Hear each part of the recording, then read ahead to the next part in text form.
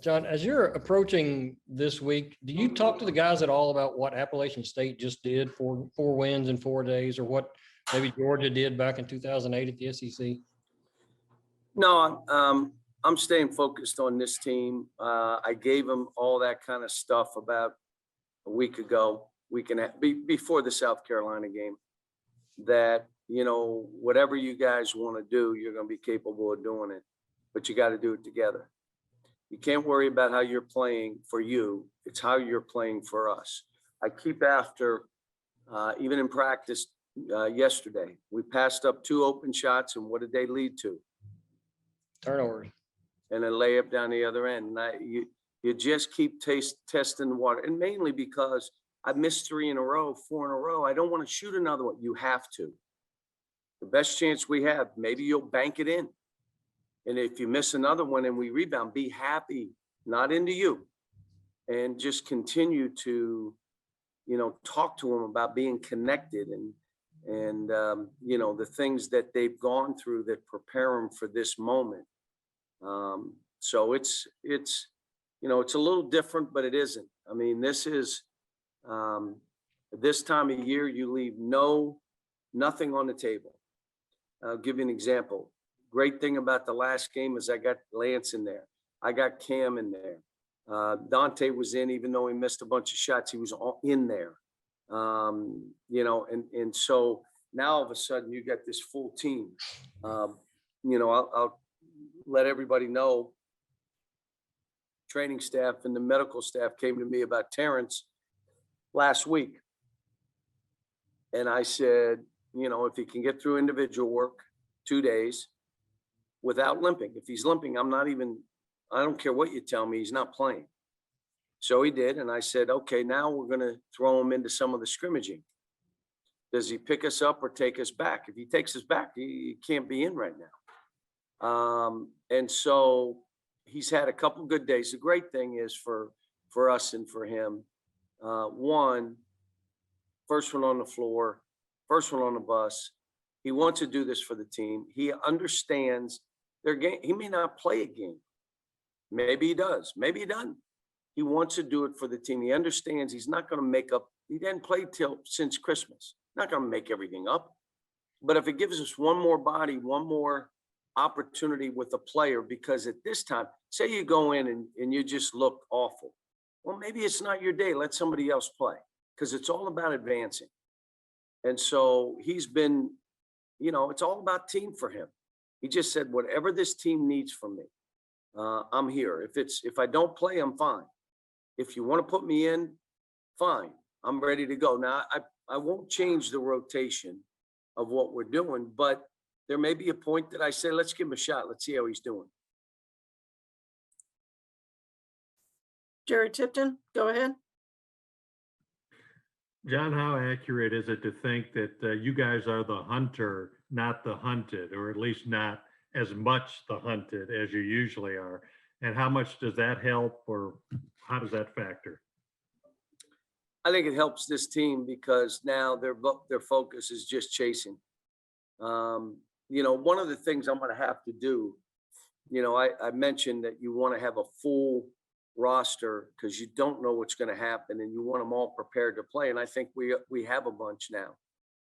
But the second piece of that is this team has really been affected by runs by the other team. Normally, you guys know what I do. I let the team figure it out and work it out and then call a timeout. Well, with this team, I'm not sure I can do that. So can't go home with timeouts. I may have to use them early. A guy passes up an open shot, turnover, comes down. All right, we hurry. You could see we're panicked. Timeout. Let's settle. Come on, guys, we're fine. We get a big lead, and all of a sudden, a guy goes crazy and tries to make a home run play and turns it over. They shoot it. We miss it. They throw it ahead. Another 3, bang, timeout. So, I mean, it's a little different with every team I coach. You're trying to be what they need me to be. We need Keon. He's got to come with great energy. I don't care if he's making shot. Look, you know what they said to him today? If you get the ball in the middle of the lane, I said, He gets the ball in there. How many shots in there do you want him to take? One of the guys said 100. Shoot 100. Just that's your shot. Catch it and shoot it in there. So they're really, and the team was encouraging to Terrence. Like there was no, I mean, you know, BJ and Better and, you know, the guys were talking to, you know, Isaiah about, you can't tell a golfer, don't hook it now. Don't hook it. Don't hook it. Because he's going to hook it. Well, you also can't tell a player, don't foul, because you end up fouling. And all we're saying is play the guy before he catches it. If you get caught in a bad position, give him a basket. If you're in a pick and roll defense, don't you reach. Don't even think about it. We need you on the court. Be aggressive. Go block shots. Stay down. You can block it late. Play the man before he catches it, and you're not going to have issues. So, you know, there are different things that we've been talking through, and it's some of this stuff it's all year the same, and they still pops up in a practice. Like, are you kidding me? What did you just do? I mean, why would you do that? We've been talking 3 months about this, but it's in there. They have habits that, you know, we're trying to create new habits, but those others are still in there. Kyle Tucker, go ahead. Yeah, Cal, I wonder if you could pull this off, if you could somehow win these 4 games in 4 days and keep your season going, where would that rate for you in terms of moments? Let me in your just career? say this to you, Kyle. If we can win tomorrow at 11, if we can win that game, I'm going to be dancing. Just that game. Forget about 4. Let's just worry about the first game. If we can win the first game, this team, again, they've never been here. Now, you guys look and say, well, Cal, your record and all your years in tournament play, they weren't on those teams. This is Keon did not get to play in it last year. I don't know what to expect. What I'm hoping is they fight, they play fast, they take open shots, and they're connected defensively. That's what I'm hoping. But we don't know. We don't know. These guys, they haven't played in this stuff. John Hale, go ahead. Cal, sorry for being a little off topic here, but you tweeted your congrats to Moorhead the other day. I'm curious, when Preston Spradlin was on your staff back then, what did you see in him that made you confident he could do this, even though he wasn't in a direct coaching role for you guys? Yeah, but he also was running the camps and involved in all our meetings, our staff meetings, was video, really bright basketball guy, really a level-headed. A matter of fact, if I remember right, I put him in practices because he could still play. I mean, he was a really good shooter, and but you know, he and Dom Lombardi. Dom is really when we talked yesterday on the bus ride up, and one of the things he said was, "Coach, Dom has done unbelievable work. He has been just an absolute giant," and that's what he's about. I mean, pushing the guys around him, you know, not worried about himself. And I told him, man, he said, my team was tough, coach. They were tough.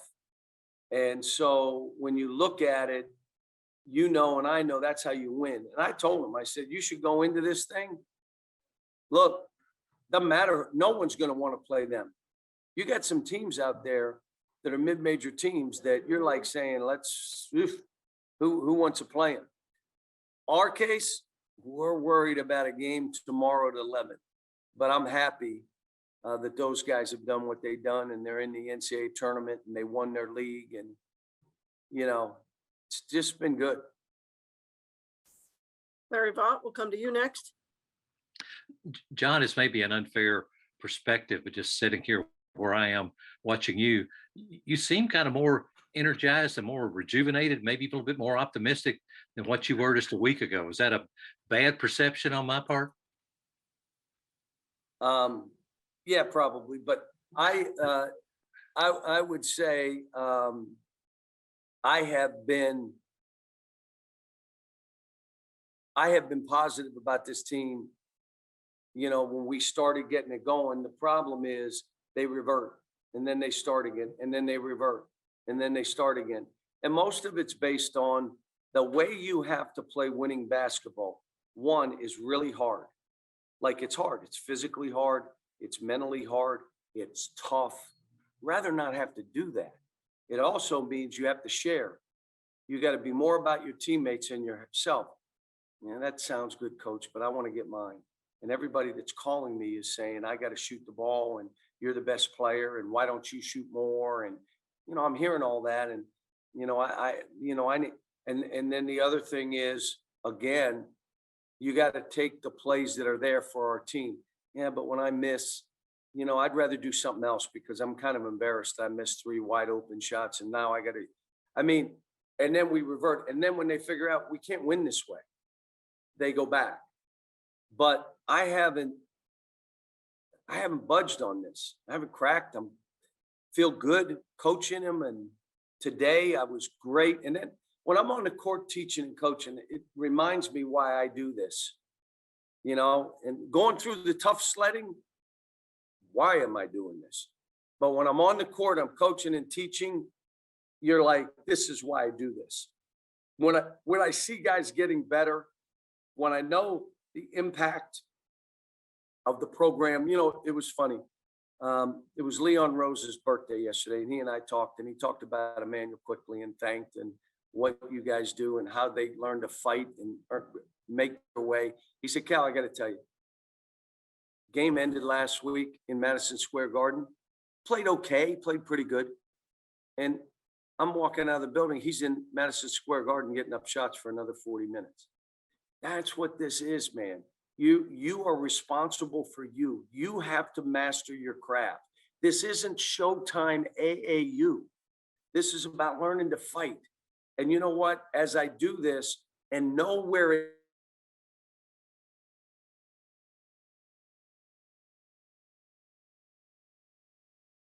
Did we lose coach? Okay. I lost him. Yeah, we lost him. Give me kind of just. crazy year that was. He's back. Okay, great. Ken Spencer, go ahead.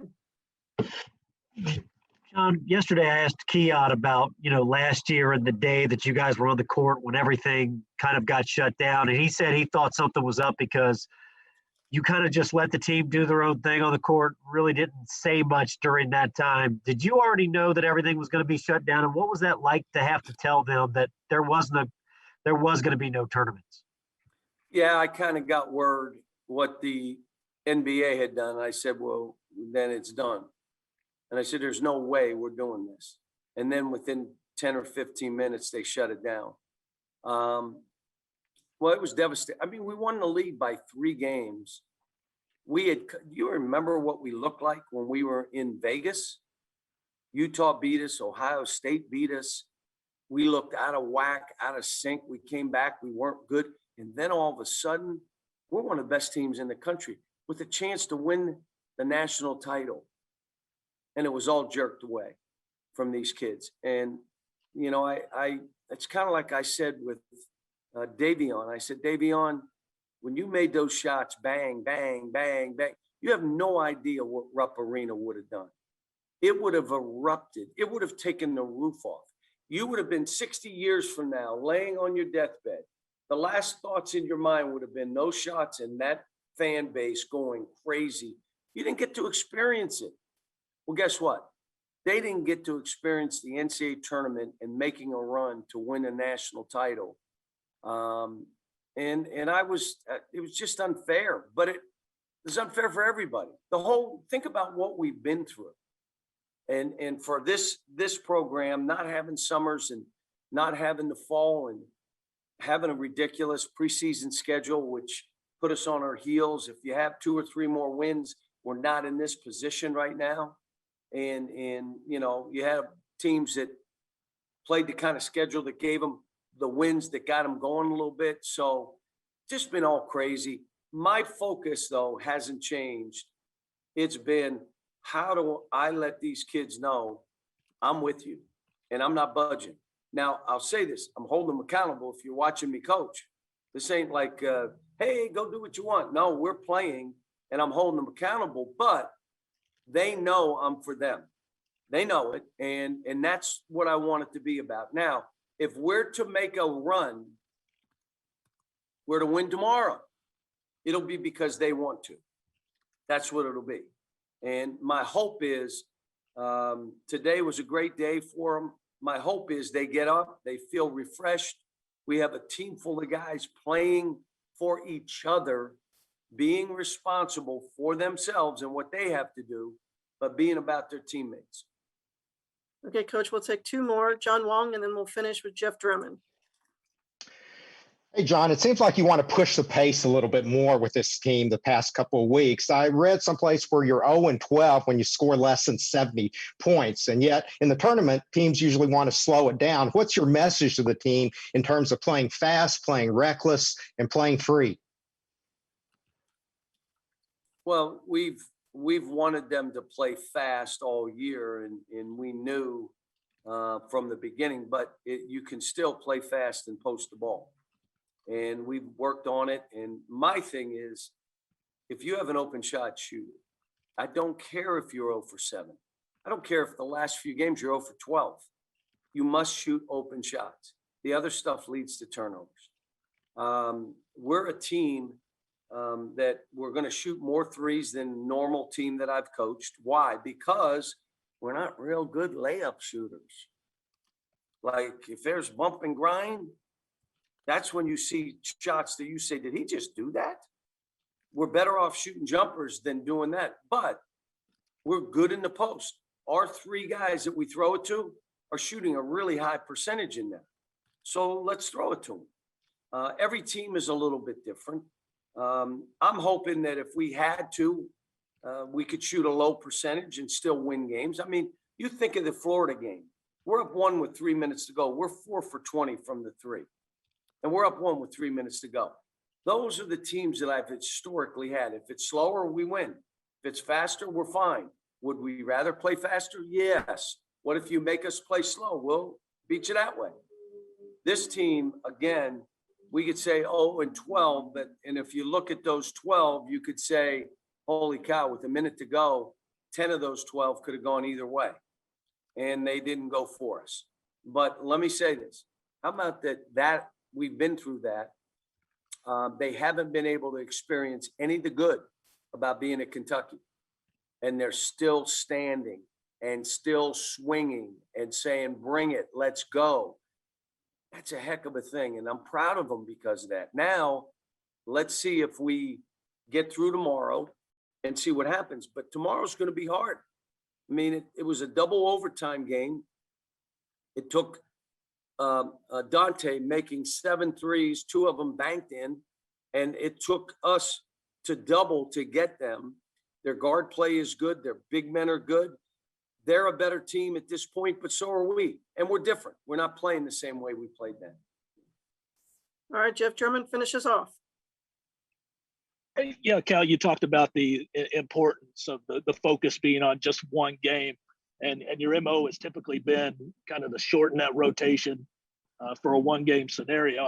I'm wondering about that versus the conventional wisdom of, trying to do this 4 days in a row, how you play off that with using your depth. It's not, no, you're just trying to win this game, and then we'll worry about the next game later. We're going into this. If I need to use the entire roster, there will be no pitchers left. I'm using every pitcher I can, the knuckleballer, the curve baller, the fast pitch, the middle reliever, the last inning. I'm throwing everybody. Now, what if the pitcher that we start the game with is really in a groove? Then we won't go to the bullpen. We won't. We'll just go with who we have. This is not about, okay, it's a 10-point game. Let's get us some subs. So no. You're playing to win a game. Everything you're doing, your mentality is let's go. Leave nothing on the table. including timeouts. You do whatever you have to get through. And it's going to be a hard game. And I told them that. I said, guys, every game we play in this tournament, there's not going to be any 20-point blowouts. This thing's going to come down to the wire, and we got to be tougher and fight and throw daggers more than they do, or your season ends. So that's what it'll be about. All right. Thank you so much for your time, Coach.